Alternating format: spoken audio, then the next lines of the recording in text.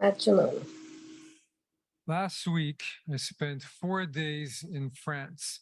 I went on Mm. a very quick trip. And I went to visit a friend of mine who had advanced cancer. And I went to visit him as well 5 years ago when he had his first uh, spreading of the disease. And I went to visit him now after a major surgery he had.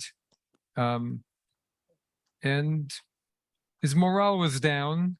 He did not look well, but he was still um, ready to continue the fight. But a big part of this journey for him has been once, as I've shared from the Bima before, once he had his diagnosis, he started to really try and live by his dreams. So he had this dream of working in the countryside. He lived in a big city. And he was a teacher. And one day, a few years ago, in the midst of all the illness and everything he was going through, one of his students said, who was very close to him, said that his father, who worked in the French countryside in Normandy making weather vanes, was wanted him to continue the business after he retired. So my friend jumped to the thought of moving away from the city, and he loved working with his hands. And so he took a trip and he visited, and he loved the trade. So he started making these weather vanes out of copper, made in the way they always had, soldering copper.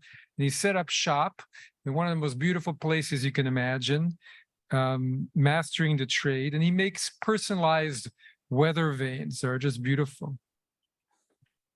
But he told me there was only not so long after he started this, maybe 4 or 5 months, that he started to feel lonely in his shop, just working day by day, being all by himself. He was used to being with his students, weather vane after weather vane. And he started to lose pleasure in what he was doing. And he didn't see, well, how is he going to grow in this field of his? Because he felt he was just working with the tools he had and was almost already fully expressing what he had to give in the area. Then his health happened to decline again, and he ended up again dealing with the cancer. And his dream was not what he expected it to be. Didn't completely happen as he thought it would happen. But the journeys of life don't always take us in the directions that we expect them to take us. No. Now, Parsha this week is Bamidbar. We begin a new book of the Torah. And it's all about the journeys of the children of Israel. They're about to set out to the promised land. A journey of 1 year, but we know how long this journey takes them, 40 years. And when we read how they depart in the Torah, they depart in the most organized fashion. Everything was set the way it needed to be. Everything was planned. And yet we know how many detours they took during those 40 years, how many times they got stuck going the wrong path, going the other way. And they knew, as we find out a few parshiot from now, they had to go al pi Adonai and had to encamp al pi Adonai. There was a cloud that followed them. Whenever the cloud stopped, they knew they had to encamp. Whenever the cloud started to move again, they knew that was the moment they had to leave. And they did not know anything more than that. There was nothing that they could predict. What they had to do was have faith in that journey in the wilderness as they kept walking through it. And every time there was one of those detours lasting those 40 years, we can imagine that they had to have that faith that this detour would also take them back into the journey and take them back into the direction that they'd been hoping to go on all along. At the beginning of the Parsha, there's this really interesting section where there is a census. And part of the census, right, everybody of military age was counted before the big journey. And part of it was saying, even those among them who would eventually start rebellions, who were not going to contribute, were also counted. And at the end of the journey, every single leg of the journey, even the ones where they went astray, those two are counted in the 42 steps of the children of Israel. At times we wonder, Why did this happen in our life? Wouldn't have been better if we hadn't taken that detour. And yet sometimes those detours lead us to roads that are so important for us.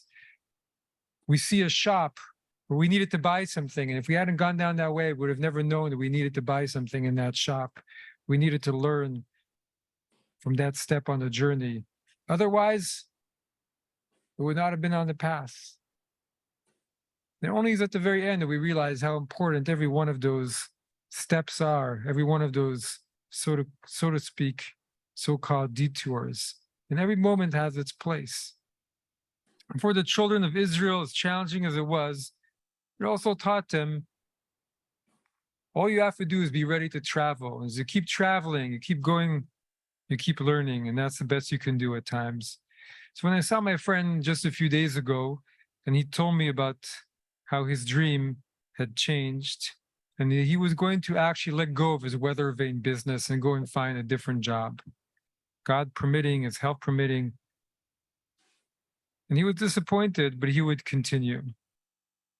On the other hand, he'd found this wonderful place to live, a traditional home in a little village in Normandy, right off the square with everything he'd ever need. His daughter was absolutely thriving in the countryside and going to school there. And they had a community that was supporting them through everything they were going through.